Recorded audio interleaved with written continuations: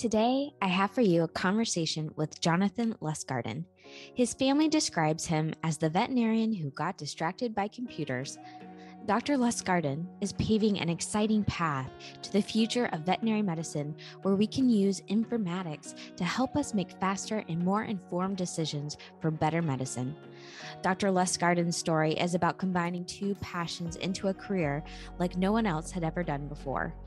He also taught me some new vocabulary. When I say computational, I feel that my IQ has gone up 100 points. And make sure you stay all the way to the end because Dr. Lustgarten's answer to the rapid fire questions are some of my favorites. Now, enjoy the conversation. So were you already thinking about animals when you were younger? I know a lot of veterinarians are. Yeah, okay. I was the stereotypical wanted to be a vet before I could spell it. Like like when you say, what do you want to be when you grow up? And you write the E backwards and you're missing a few vowels here or there. So I was definitely one of those kids. Like we did part of the enrichment programs I was in growing up. We got to like pick our discipline. And so I got to shadow a veterinarian when I was like 5 or 6. Oh, wow. With parents. I mean, it's shadow is not like shadowing now, like when you're older, right? But like 5 or 6 got to like experience him, like what he did in his daily practice, like a post-mortem. I got to experience, he had contracts with the city, so he caught strays. So like I got to go out with him to catch strays to help take care of them, especially if they were injured and things like that. So I got a lot of experience when I was very little. Yeah, very nice. Now, were your parents in a medical or a science background or?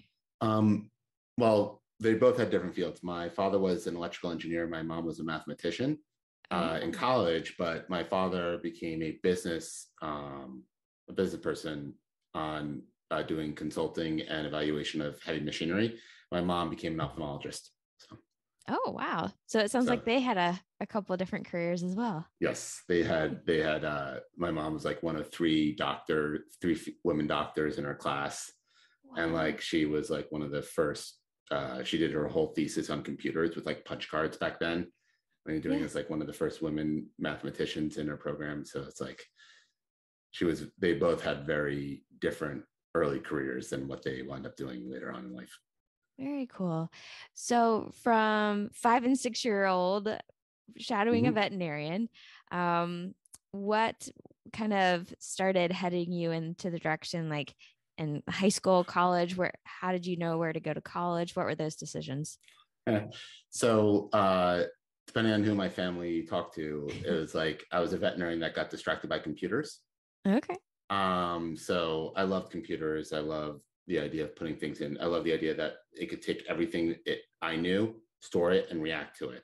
It was also like when DNA computing was coming out, and like they talked about the idea of that type of things. And so I got very interested in seeing how computer science and biology could be combined.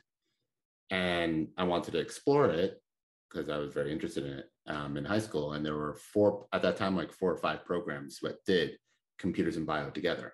Most colleges, you were either a computer scientist or you were a biologist. And near the two shall meet.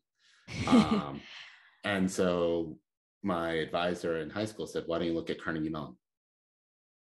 And Carnegie Mellon, it was kind of like a double major, but they took some of the crazy like whole college requirements out. And so I was able to do it. And, I went in and I was able to like join their program. And so I got really interested and applied. And that's how I wound up in Pittsburgh. So what was the marriage between computers and biology? Computational biology. So it's modeling of biological systems on computers. So it's like, they'll do protein synthesis. Like you hear about chemistry, a lot of the chemistry molecule modeling. That's computational chemistry.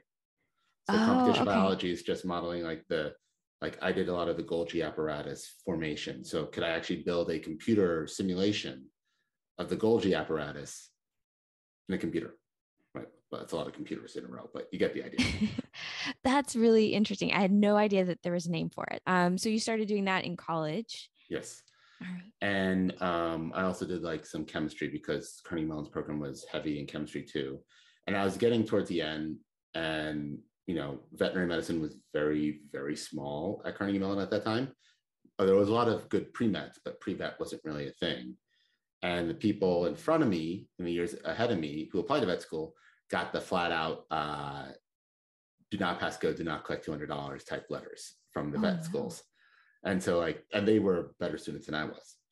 And I was just like, oh, okay. So I always wanted to be a vet. So when you looked at the information in vet schools, it's like 3% acceptance rate, 3, 4, depending on the year. But if you had a graduate degree, it was like between 20 and 40% acceptance rate. So you went towards the graduate degree. So I was like, oh, well, I love computers. I still wanted to be a vet, but I love computers and I love biology. I love combining them. Well, maybe I can do a graduate degree. I went around, looked at a few programs, and my advisor, Dr. Fred Lonnie, at the time said, go talk to the biomedical informatics department at Pitt, which was like right down the street from Carnegie Mellon. And like what they were doing is kind of like what I always really like to do at Carnegie Mellon, which was like, instead of trying to build a model and find data that matches, use the information we have, the case information we have, a lot like a medical case. You don't say what the disease is and try to make their case fit, right? You look at the patient to diagnose it, right? Diagnose them. And so they were working on a data first approach, which is informatics. And I was like, oh, I really like this. So I said, well, can I do a master's there? Because I wanted to get to vet school as soon as possible. And they're like, sure, but there's funding if you want to do a PhD. And so I was like, well, how long does that take? And they go, well, how long? It depends on you. I said, can I do it in about 3.5, 4 years? I said, if you're lucky. No, and that type of thing. They didn't say that because they're obviously very nice about it, but they said, that would be fast. But I was like, okay. And when looking at it, the master's programs were very focused. So I could do one project. 1 or 2 projects, and I wouldn't have as much time to explore the full depth of informatics in a master's program, right? You don't have that. And so I was like, a PhD could serve me well if I really like what I'm doing in informatics. I decided that vet school is not for me at that time because I was growing up and discovering who you are as a college person eventually does, we hope. Hopefully.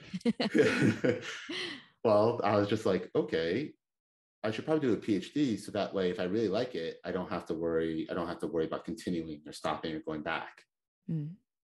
But if a PhD has a lot of other value there. So I decided to do a PhD.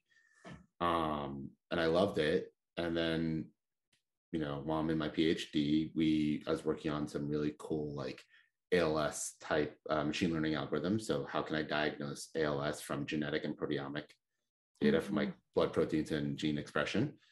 And, we were working on algorithms and they said, well, can we apply it to animals? So I went around at that time, this was, 2007-ish, 2008, when I had just finished like my thesis, basically it was running and done. I was like, I can't really find many people that are doing this in veterinary medicine. Oh, I bet. And so there were people, it's just, it was sparse, right? Because genetics was still kind of really coming to the forefront. There was a lot of stuff coming up where they need this, but it wasn't really heavy in veterinary medicine as much, at least as much as it is now. And I was just like, it's like the, one of my favorite movies, Keeping the Faith. You made a decision with lots of poise, things like, I don't want to listen to anybody, I'll do it myself, type deal. And so I couldn't find anyone. So I said, fine, I've always wanted to be a vet.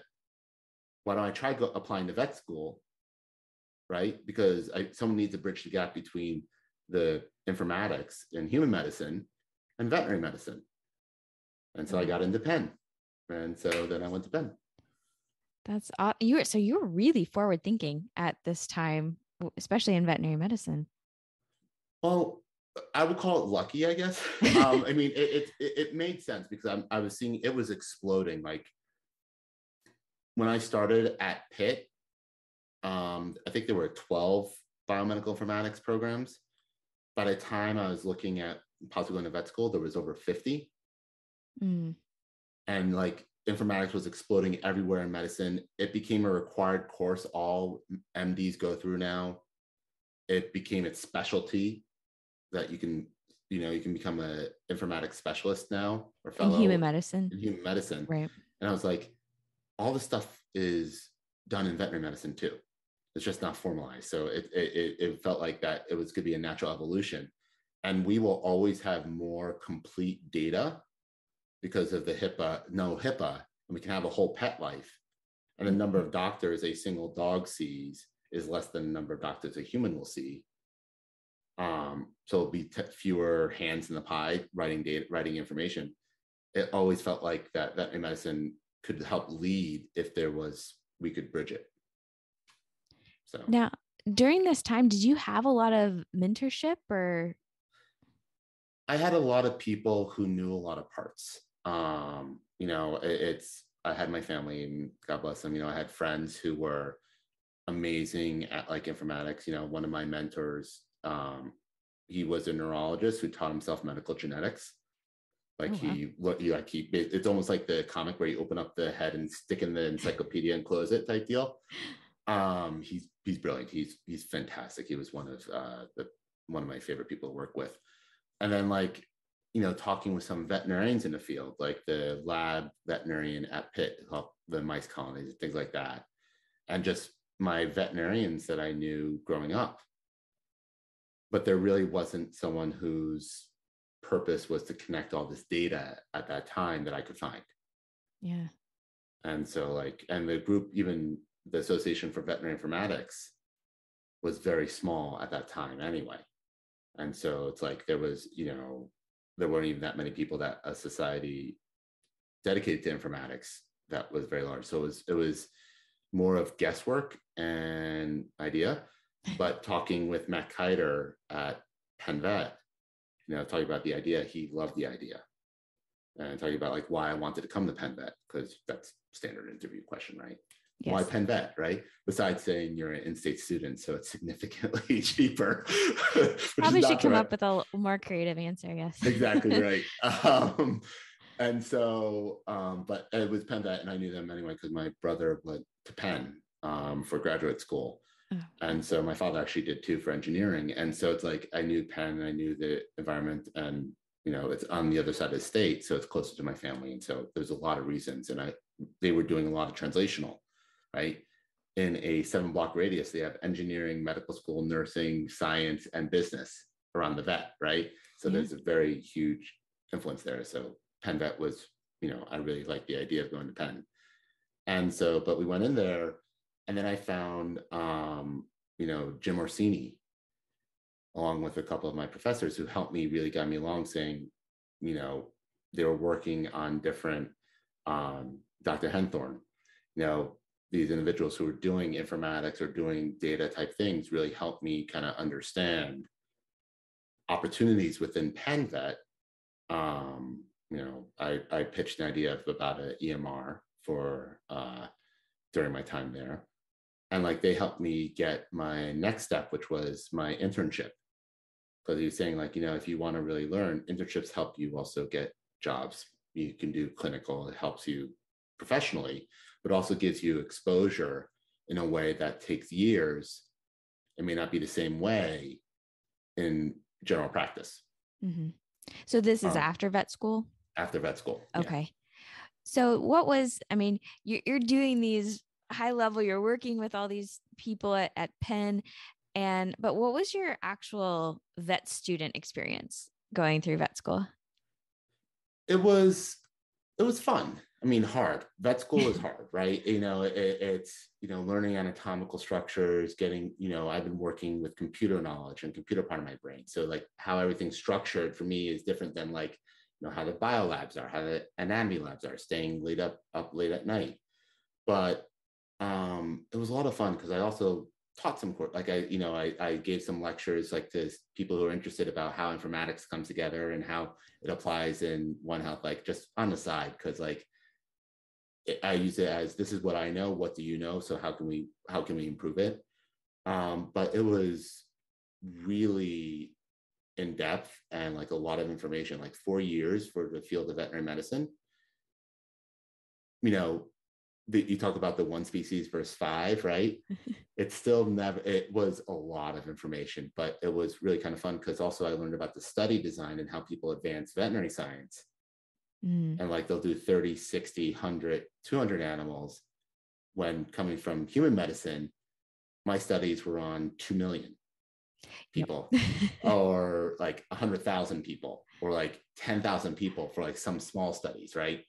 And so like these were, it was just learning how to like rethink about how you do science on smaller sample size, just because of what we're often limited to, and learning how, the excellent clinicians and people there just like reframed and helped progress medicine forward. And also learning like, what did they have they tried, what has not worked, or what is the, we know this works but we don't know why type thing, Yes.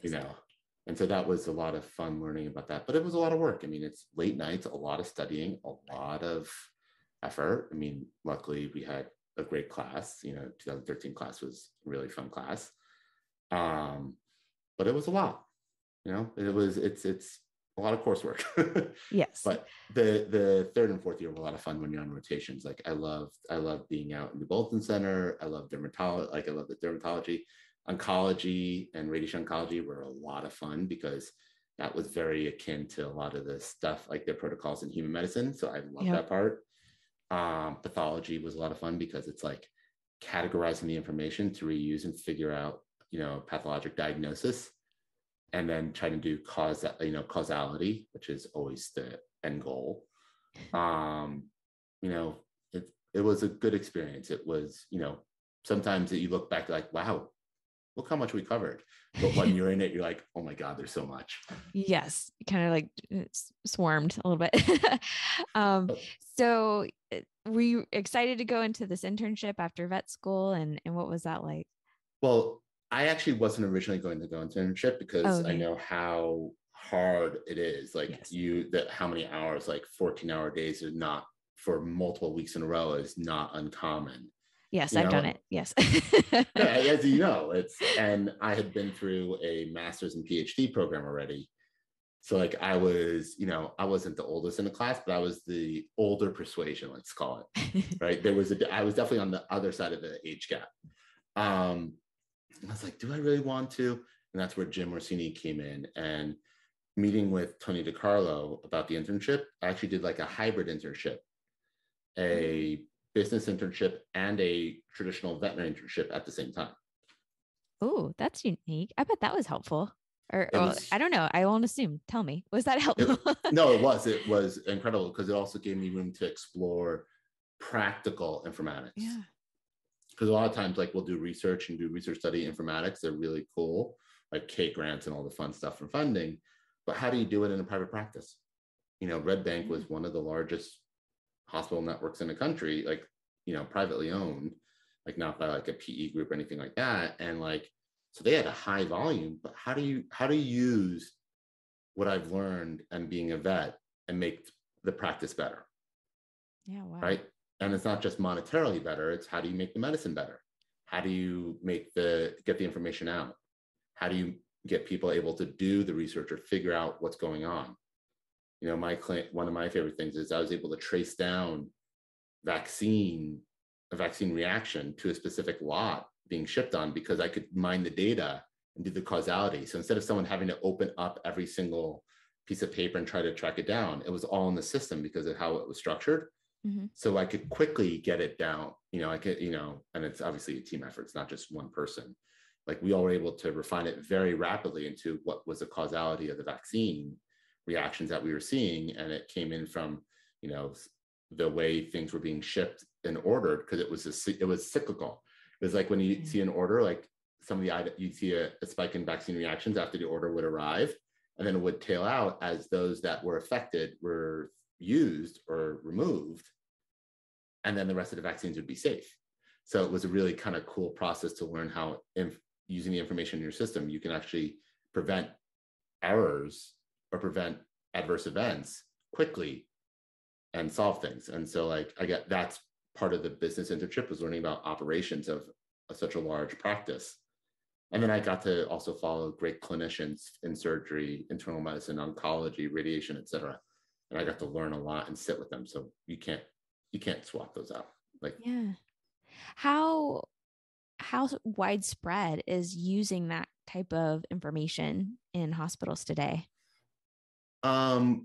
Many hospitals run reports, right? But, reporting analytics is like, the way I say is analytics or reporting is giving you something significant. Informatics is telling you what it means. Okay. So as doctors, we get reports of diagnostics. We get reports of pathology, radiology, right? It's only us as clinicians that do the informatics that pulls the data in to figure out what is the important information in it. And so a lot of people are doing reporting. More and more people are doing informatics and like that type of process, but it's still very nascent. Okay. It tends to be the large aggregators that have it, but it's still very, very nascent. Interesting. All right. So after this internship, what was next for you? I got to stay on for a 2-year fellowship at Red Bank, where I did much more, like a lot more deep dive into business and like, how do you run a hospital? What are the important considerations when starting 2 new departments? How would you set up the coding and pricing? How would you structure the data? What type of studies and information do doctors and people on the floor want to make that we can get out of the system, or maybe we can't, right? Because I want to ask this, well, we don't even record it, right? Right. But learning that type of process and saying, how do you set up a system so that the practice management system or the computer doesn't just become the big black repository box, right? And that's what most systems are right now. Most systems, you put a lot of information in for legal reasons and for financial, and only occasionally does it help you get information out as a practitioner, right?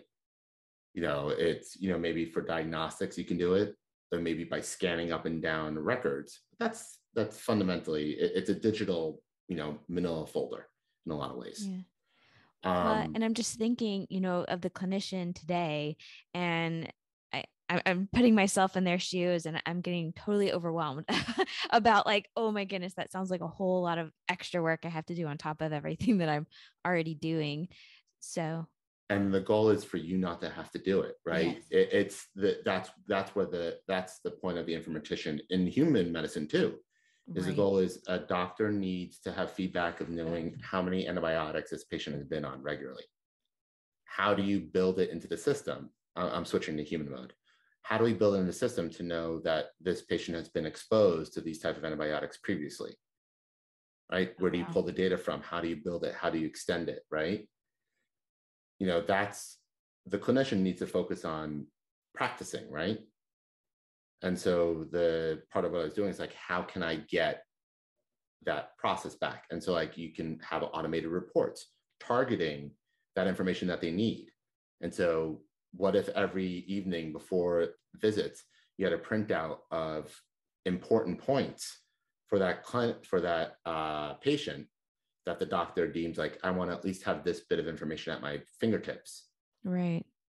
So the doctor doesn't have to do anything. They just have to say, can I get this information available for me by the time I go in to see the patient, right? And ideally they'll have it ready. They'll have it ready. And so part of my job was saying, how do I extract that information? How do I find all, like for they had a lot of the Red Cap projects for like critical care was going on. How do I make sure I get all the information out that's needed so they can fill it out in the Red Cap project to make sure that, for the critical care scoring and eventing, like what is missed? Are there patterns we see? Like those are things that doctors can ask, but we don't want the practicing clinician to have to do that. That they get overwhelmed. It's more steps, and they're often, that's I don't want a baseball player. I don't want someone who's a professional baseball player to dig holes in the ground, right? That someone else can dig the hole in the ground so the baseball player can play baseball, right? So that's the type of thing that the goal of the informatician and the goal of that person is to support that process. Well, okay. So now that we have every clinic wanting one of these people in their clinic, did you start teaching this to other clinics? How did you want to spread this? Not yet, but that's where, but that you basically envision the same thing I want, is that there's a reason why there are 3 to 5 times more informatics jobs than there are people to fill it. Oh, yeah, I bet. So, and the thing is, informatics is, terminology, right? We all love terminology. The people who do analytics and reporting, they can do informatics, right? There may be some training differences, things like that, but it's a skill set of extracting information, right? And it doesn't all have to be in one body either, right? It could be like a chain, right? But there needs to be some formal education, particularly in the veterinary side, because if I pull together information from a system, how do I know that's good information that I'm pulling together? I have to hand it to someone and saying, does this make sense veterinary wise? Right. Right. Computer scientists pulling together need specifications to build your tool, right? And the same thing. So we need to get veterinarians more educated in, what informatics is, things like that. Start education program is out there, because we're gonna come up to be what I call data rich, information poor. Mm. We're gonna have hundreds and hundreds of terabytes, petabytes of data, and there's going to be many, many fewer people that can put it all together. That's part of the reason why Association for Veterinary Informatics exists, is to have us there. And we've been doubling every two years or so in membership, but doubling of one is 2, not 200, right? And we don't have that many. We have about 250, 300 members in, like, I think 15 different countries, 14 different countries. I'm a past president of AVI, but it's still a small number compared to the 100,000 plus veterinary professionals in the United States alone. Right. So it's a veterinary specific organization. Yep. And can anyone in the veterinary field join? So veterinary technicians, veterinarians. Absolutely. Oh, yep. Fantastic. And you don't even have to be a vet. We have members who are not veterinarians or in the veterinary field. They just love veterinary medicine and they do informatics outside. Okay. They support the process and they want to support the group. So they come in, lend their intelligence. We have different committees, different like initiatives. Sorry, I was looking for the word. Different initiatives that are occurring, but it's 200 plus people out of 200, 300, 400, however many hundred thousands of people in the world that are veterinarians. So it's definitely a very small number comparatively. Yeah. So what are some of the things the group tries to do for outreach or education? We put on a series of lectures. We actually are starting a online website, online hosting where we host lectures and give presentations. We've run a symposium. COVID, like everybody else, threw a wrench in a lot of in-person. So we've been doing a virtual symposium. We call it the Talbot Symposium. Okay. Anyone can join. It's not veterinary. It's often presented on by veterinarians or in the veterinary field, but anyone can join. We've been reaching out to places like VMX, other places to start trying to introduce ourselves. We were at Fetch pre-pandemic, but currently we are not presenting there this year. And so we're, trying to figure out how, like the rest of the world, how do you start going back to being in person? And what does that look like? But our virtual symposia is going on. In fact, we still are accepting some submissions. And then we're also doing VetBloom as a online education portal. And so we'll be hosting a lot of lectures and talks there as well.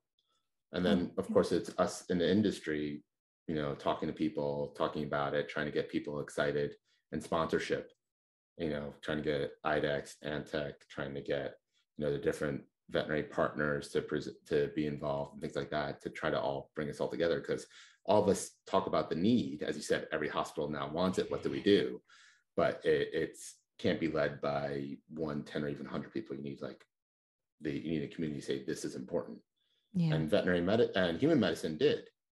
Part of the NIH, you cannot have a medically funded NIH study without having an informatics section now. Oh, wonderful. So, some of the requirements of for reusability requires informatics to be there. Human medicine has made the step to say informatics is key in medicine. my soapbox, my personal belief, and it's expected, is that veterinary medicine also needs to do that, because we need people who specialize in bringing all the fantastic care and talent and amazing people that put information in, getting it back out so that they don't have to remember every case. How many of us have called a friend about a case that they may have seen that this is the first time I'm seeing, so I'm going to call my oncologist friend, right? I'm going to call my derm friend. I was like, I've never seen this. What is it, right? But imagine being able to do that with 1,000 people and 1,000 people's cases, and say, what case matches my case? What did they do? And then either reach out to them or have it actually be at your fingertips saying, look, this is the protocols that they use and this is what happened. Like, imagine being able to do that. Like, that's the dream. Yeah. And I could definitely see how that can make much stronger research studies as well. Yes. So what are some of the barriers that you're finding in getting some of this recognition and implementation into the veterinary side? I'm not sure because barrier implies resistance or pushback. Okay. And somewhat, no, it's because people talk about, like, what are your barriers? It's sometimes a lack of exposure is one thing. It's like, people, all of us at one point have said, oh, I really wish there was something to do that. And then someone goes, oh, well, you haven't seen this device, or you haven't seen that app, or that does it, right? On your phone, you ask, can I do this? I'm like, yeah, just download that app from the Play Store, or from, There's an app for that. Yeah. Exactly. No, I mean, that's legitimately some of it, but until that time, you're like, I didn't know that existed. Yep. Right. Some of it is funding, right? It's not a direct income generator, though clinical studies and new findings could be, right? So in, some of the, like, pharmaceutical industry, things like that, this is standard. Like, informatics is standard in their discipline. But for the practice side, it's just exposure, understanding what you can do, and then having the resources to kind of start bridging together, and having the software, which tends to be probably the biggest barrier. If we're going to talk about barriers or opportunities, a lot of the software does not lead to easy feedback, right? Okay. Yeah. And a lot of these, it's because a lot of the software is designed for fast billing, because financial incentives. It's money. We're a cash-based business. And documentation for legal reasons, and speed. Those three things. None of those three priorities, which most systems satisfy, none of it had included getting information out to make the practice of medicine better. Yeah. Right? That wasn't in it. Sorry. But that doesn't mean that's not their intent, right? They're not malicious saying, oh, we don't feel that's valuable. But when you have those three, getting the data back out, that's hard. Yeah. Because you required structured data. It requires talent to focus specifically on, how do I take what I put in it and elevate it back to me, right? Or connect other systems. So those are the opportunities we have. But like anything, it starts with a good conversation, right? Which is why I was excited to come on, because we'll spread the word. But it starts with a good conversation. It does. Right? Mm-hmm. And it starts with someone saying, okay, that makes sense. Or someone saying, I'm not sure I understand that or agree. And then we figure out, how do we do it better? And it's more people that have the conversation. It will lead it to, like, oh, there's an app for that, right? Oh, there's a way we can do that. And once we can get that going, that will lead to the true, that will lead us to be able to do these types of things wherever we want. Fantastic. Well, I don't know if I completely got us off track, but from your story, I got excited, and you did too. So it's a big part of what it excites you, I can tell. Mm-hmm. So you're in your fellowship, you're working on this business / veterinary combo. You are fueling the informatics. What was kind of next? Did you have some other twists and turns from there? It's life, of course. Yes. So during that time, I got married to love my life, my better half, as everyone says. So that obviously was a big event. Yes. And also Compassion First came into existence. So Compassion First Forum, I think it was 8 hospitals were acquired to start Compassion First, 7 or 8. It's only a couple of years. It's 2015, and that feels like a lifetime ago. It's only 7 years because of COVID. Like it was like it's BC. It's before COVID, right? Right. I had a friend who worked for a Compassion First hospital, so yeah. Yeah, and like there, I actually got to be like I didn't know if I wanted to go into the more operational corporate life. Mm-hmm. And it's not bad or good. It's a different type of life.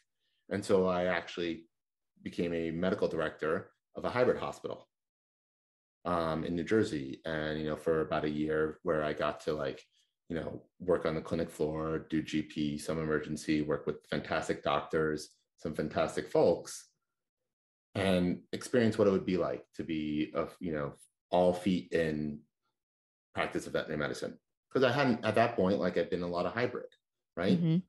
Yeah. And hybrid has advantage of jack of all, master of none type approach, right? And so I wanted to experience what it'd be like. And I have to say, the people at the hospital made the job fun, but being medical director and working purely as clinical was not my passion. Mm-hmm. And so I got with Compassion First, my boss at that time, John Crisell, who was going to be my boss, Dr. Crisell, offered me the position of director of Veterinary Informatics at Compassion First. And so that's how I became director of Veterinary Informatics at Compassion First. And so I got to work with reporting, data, analytics, putting things together, working with clinical studies, did a lot of pricing and coding because, the numbers keep jumbling in my head, but basically there was a study showing that the value of your data is 5 times your annual revenue. Oh yeah, I can imagine that. Right. Some of it's cheating is because 1 times your annual revenue is the data that went in, right? To put it in there, right? So it's at least one, it's at least 1 times, right? But it's a lot of opportunity. And so working with them, trying to get the information out is how do we do better pricing, right? How do we do better coding so that we can get out? How do we do, outcome assessment? How do we track biosurveillance? How do we do antimicrobial stewardship? All these types of things require understanding the data and extraction. And it's not also from can I run a report regularly, right? It's, does a report lead to action? And then how does that action impact the system? And can you set up those processes? I got to work with fantastic clinicians across the country, from Colorado east during that time period, and really kind of learned about the culture of a multi-state, multi-hospital conglomerate aggregator, and just learn about the different perspectives and things I never thought of, because there are a lot of people who do data. A lot of practice managers they don't call it informatics, right? They call it business intelligence, but it's getting business intelligence and informatics just tend to be different foci. One is, a lot of people when they talk about informatics, they usually mean medical, right? Or biological. Business intelligence is business informatics, right? And so when I first heard the term BI, I was like, business informatics? And they said, no, business intelligence. But it's the same type of thing, is how do I make intelligent business decisions by getting information out of my operations to make the next decision? And the second you're talking about getting information out, it's informatics too. So learning how people did that and how they approach their data and how they structured their satisfaction surveys, right? Same thing with clinical studies. How do you lead when you're doing quality of life studies and outcome studies with your client? How do I lead? Do you ask the questions, is your pet better?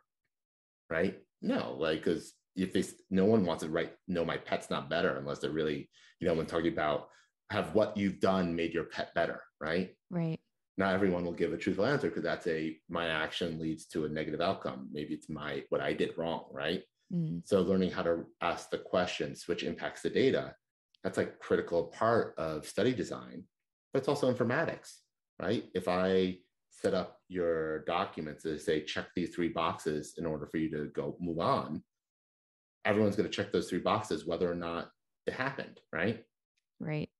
And so it's have you, it's like the people who put the fake email addresses. Well, I don't want to give you my real email address, but I can't move forward without doing that part, right? And so it's all that type of things is all these practice managers and doctors are doing this. And so learning from them how to bring it all together. And presenting about what informatics is and what people can do with it. And, unfortunately, when you're starting out, a lot of it has to be how do you pay for your job kind of deal, right? Yes. So it's like, it's one of those things where you have a part of it is like monetary, but then you can also say, now this is how you practice better. And luckily, I was an organization that liked to do both, right? But, and you have to figure out how to do both oftentimes when you're starting out. And so that was part of the job, is learning how to both show return and show improvement at the same time. So I got real world education about starting a new department and starting up a new capability with people who are very smart, who are doing similar things to you, but may not know that's what it's called. And so that was part of my time. That was a lot of my time at Compassion First. Yeah. Now, I'm really interested to understand, did you inform pet owners or your customers about this process and making the business more efficient? How did that go? Because I think it could be a way to say, we're doing this because we want to make our hospital and our medicine better. So what was your experience there? Minimal. It's just, to be honest, because I was still practicing. Mm-hmm. I did for my clients, like I would talk about and they would say, why? I'm like, well, just looking at our own system, I could quote data from our own system and show how many thousands of pets had this scenario, and saying while they look at these population studies in our data from our area, right?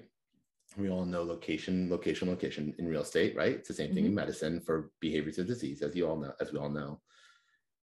I could give them confidence or give them more dose of reality sometimes about outcomes based on our data by working with our clinicians and things like that. So I was able to do it as a practitioner, but in terms of B2C type stuff, there was not a lot of explanation about these types of things that were happening. However, now, people talk about informatics, computers, AI. I mean, when I was starting, Compassion First started, the iPhone 1 had only been around for half a decade. Wow. It's crazy to think about that. Yes. Right. Yep. But when I was starting here, the iPhone 1 had only been around for half a decade, right? And obviously it wasn't an iPhone 1 by that time. Tesla didn't exist. Yep. Right. All these things that, Oculus didn't exist, Meta, or, the company formerly known as Facebook, right? Mm-hmm. It started in 2003, right? But all their purchases talking about VR, AR, people putting on glasses, seeing where furniture is placed in your room virtually on your phone. None of that existed at that time. So the consumers were not as exposed to this type of possibility at the time when we started. So even if we wanted to, how do you, ingesting that is hard. Now it's when you say your app has AI or ML built into it, they go, it's almost like a lot of consumers expect that now. Yeah, it's yeah, of course. Yeah, or it's the Alexa devices that have the apps that are communicate, right? Your vet app that tells you should I be concerned or not. There's things like that going on now that are much more commonplace. The smart chats are now everywhere. Mm-hmm. So I think now there's a lot more opportunity for veterinary medicine to show the impetus and the true power of the data and the informatics and the high quality of care that the clinicians provide now, and show how it's not just the fact that we have amazing doctors, that we can build systems to help support them and the clients too, right? And so I think veterinary medicine is primed to start having this saying we do this now too. Yeah. But in terms of what's out there right now, it's minimal for businesses to clients. I definitely foresee that accelerating massively in the next couple of years. So Well, as someone who's really interested in this field, Would I like hope that's true. to. Right? Yes. Okay. So we're already starting to kind of talk about this transition. So what Yeah. happened between then and where you are now? So Compassion First was growing in leaps and bounds. And, I knew Dennis Balance from AVI, and he and I used to talk about ideas for how to use data and things like that. And he offered an opportunity to explore it in the Mars family. And so, I'm forever grateful for the people at Compassion First and for the job and everything like that. But it was an opportunity I couldn't pass up. And so Dennis, worked with Howard and Julia at VCA at that time. This was before the Voyager project, the EMR project, started, and brought me on because they wanted someone who could, specialize in this type of. I don't want to say transformative because that sounds like too you know, um, too high, like too like in this pie in the sky type stuff. When people talk about transformative medicine or like bench, like buzzword almost, right? Right. But like understood that having someone who can take what has been recorded and transform it into something that is usable by clinicians is a really cool, it's a cool idea, and that I could have a place to do that. And so like one of the first projects I did when I joined is we built like a machine learning algorithm to like track and try to predict antibiotic resistance Oh, wow. by, if you're in a hospital in one specific area, right? And we did, it's not like out there in the wild, right? Because it was a proof of concept, but can you take a data from your case based on where you are geographically and use all the samples of the hospitals around you, say, what is your patient most likely to have resistance wise? It Hmm. doesn't replace cultures, right? Because it's a prediction, it's an estimation. Right. But if I don't know and I want to start them, a lot of people say, we'll start you on amoxicillin for a few days while we get the culture back, right? Or they may pick Clavamox, or they may go even more, broad spectrum. Imagine being able to say, well, I think based on this organism in this area, this is the resistance pattern I'm seeing, right? What would I do? However, the caveat is veterinarians don't like sampling naive patients, right? We'll often do amoxicillin, right? As a nascent UTI, we'll do amoxicillin 5 to 7 days, depending on your training and what you feel comfortable with, and the recommendations, and then it should be fine. And so what you discover is that it becomes a pattern of if I'm going to culture this animal, I would no matter what. My prediction is more likely to match because a doctor's behavior of when they're going to culture is the model that we're doing. We're not modeling on all animals. We're saying if your animal was going to receive a culture, what would I expect from that culture? Right?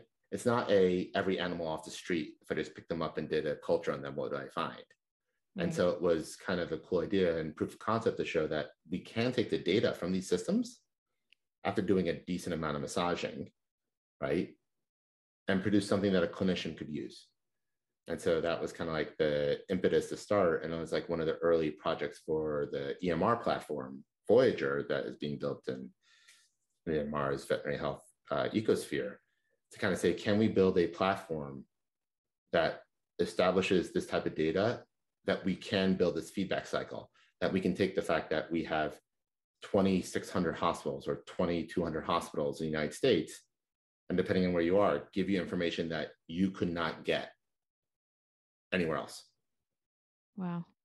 And so that was like when I came on, that's kind of like the vision and where I am. And today we're building a platform. We're live in one hospital. We're going to be live in 2 hospitals in a month or 2. So it's moving there. Oh, congratulations. That's Thank really you. exciting. And I can definitely understand, you got so much foundation and opportunity at Compassion First, but that opportunity to go to VCA also allowed you a lot of reach. So you're Mm-hmm. going to be able to help a lot of veterinarians Yeah. And my rule for life, like kind of putting like, well, why aren't you not practicing? I have a rule. If I'm not going to practice, I have to help more animals in 1 year than I can see in my life. Mm-hmm. So if I'm not going to be the one practicing, I have to somehow empower veterinarians and the clinical staff, right? We can't, it's true today, the quality of the clinician is definitely impacted and influenced by the quality of their help. And, you got the best vet if you're not given and I've been blessed. I've had some of the best technicians I've ever had in my life. And most vets say that, right? So, I can't, but because it's true. I mean, it's exactly right. No, but I've been able to do what I do and practice a high level medicine because I've had amazing, amazing technicians. mm-hmm. And it's because of them I've been able to be as successful veterinary wise. And so I have to somehow empower them to help every animal. Because if I can see 5,000 animals a year, and now I can help 1,000 vets, right? Yep. That's five at a minimum, that's 5 million, right? Yep. Exponentially increased. And I can't practice for 1,000 years. So, yes. that's the, that's my rule is that if I'm not doing something that helps more pets in a year than I could see in my life, I shouldn't be doing it. Because I should be practicing veterinary medicine because then at least I know the animals as best as I can, the animals that I'm seeing, I'm helping. So thank you for giving us a lot of information about what is happening in veterinary medicine, mm-hmm. Some opportunities that, because I was just talking to somebody about this yesterday. We have a lot of people going through vet school, relatively, but not all of us want or made out to be, is kind of what he said, but really want to be mm-hmm. a clinician. We need clinicians, but we all can have a part, and we all can take our knowledge that we have, our skills, and mm-hmm. especially because you were a veterinarian and you can really understand and empathize with that position as well, and still be able to help, like you said, exponentially. So I think that's exciting. Yeah. So what are you most excited about these days? The future, I guess, for multiple reasons. I mean, things opening up, like being able to resume, like, not, interactive like that, but like I think there is a progressive awareness of this need mm-hmm. and progressive awareness of the that we are robbing ourselves of some of the best things that we have, is that we have these amazing people who are recording their thoughts, their ways of building things, all that together. And it just sits there. And so I think there's awareness, people will extract it financially for operation reports, stuff like that. But for the medical and, better medicine is better business. It's something that, I firmly believe in. My doctor, Sonia Dennis, who's a practitioner in New Hampshire, she came up with that tagline for AVI. She was the president before me, but it's really true that if we are robbing ourselves of all this incredible thought from these, thousands and thousands of person years of experience, right, and knowledge that's sitting there waiting for us to help the next generation or for the next case. I think that awareness is coming out and evolving quickly. And so you said it, as you said multiple times, I think it's in the next couple of years, right? Dangerous. We always say next few years, right? But I really do think that, and it feels like that because the number of conversations I've had in the past year and a half, 2 years has been exponentially more in the prior 5. Mm-hmm. And so I think there really is this trend around it. And that's just the most exciting because no one's smart enough to think it all, but with the talent of the incredible people I've gotten to work with and that are practicing veterinary medicine, if we can learn from what they know, we can cover our own gaps in our knowledge and learn and really improve these things where we say, I don't know what's the best outcome. Well, if you have all the cases that match that, you could find together, you may not know the best choice, but you at least have very informed options and you can see what to do next. Yeah, an educated decision. Mm-hmm. Educated guess. It is guesswork, right? Medicine is an art, not just pure science. But at least you can have educated guesses based on prior history, as opposed to calling a few friends and hopefully do it. And it's a testament to the quality of our field that we can do so well with that. Mm-hmm. But imagine how much better we could do given the fact that I can pull all the brilliant people together and help use their experience in their casework and things like that to help solve future problems. So that to me is what's really exciting coming down the line. Fantastic. So thinking about your career path, Mhm. what is a piece of advice you would give people in our profession? Other than the standard trope, follow your passion, right? It's all the stuff. It's probably one of the major reasons for my success is I've looked outside of the domain I'm in. A lot of, and it's not wrong, right? It's not wrong to look within your domain and try to see what other people do, but there are often problems or ways people have attempted it on things that are like it, but may not be in your area. An engineer may have solved a mechanics problem of putting together a robot, right? Mm-hmm. And has flexion, has joints, and you say, oh, maybe that's the thing. Maybe there's a way of people, in human medicine of diseases that are similar sort.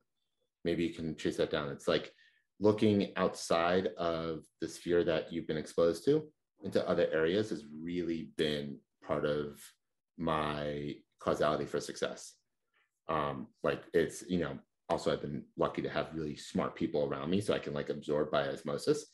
But it's and then also don't be afraid to say I don't know, right? That's a lot of us are taught that. Sometimes it's hard to say that, right? Because especially when you working so hard, but also ask. It's all right if you ask a bunch of people that don't know, but if everyone's willing to work together, it's kind of it has to be collaborative. And revealing that you've made a mistake is not a bad thing either. Because, it's been famous quote about making a light bulb, Thomas Edison, right? I found 99 ways exactly not to right. make a light bulb. Exactly right. And, that's just as important. And so it's those are some of the key things. And don't give up, right? If you truly believe it, it's, you have to be realistic, right? And you have to pay your bills, right? Support your family and things like that, as needed. But don't give up, because if, with your passion and conviction, a lot of stuff can happen. So that's beautiful. All right. So I have kind of some rapid fire questions to wrap up our time. So yes, no, nothing too crazy, just fun and a good way to wrap up our conversation. Mm-hmm. So what is one thing that is on your bucket list? Travel to Japan. Ooh, anywhere particular or? The whole country. I mean, the country is beautiful. I've had ever since learning about, in the medieval history times, learning about the Shogun era and things about it. I've always wanted to go to Japan. I mean, it started with loving sushi as a very young kid, but it's when I actually learned about the history of sushi and the history of their culture and things like that. I just really want to go and experience, going up and down. I've been to China a couple of times and I've loved every time I've been there. And it's a beautiful country. I also want to go to Japan. And so that's on my bucket list. Oh, cool. What is a simple moment that brings you joy? Not to be corny, when my son wakes up in the morning and, he comes over and he gives you the biggest smile in the world. And it's there's nothing, there's no agenda. There's nothing else in the day that's happened yet, but you get greeted with a smile, Yeah. Oh, love that. All right. I love this question.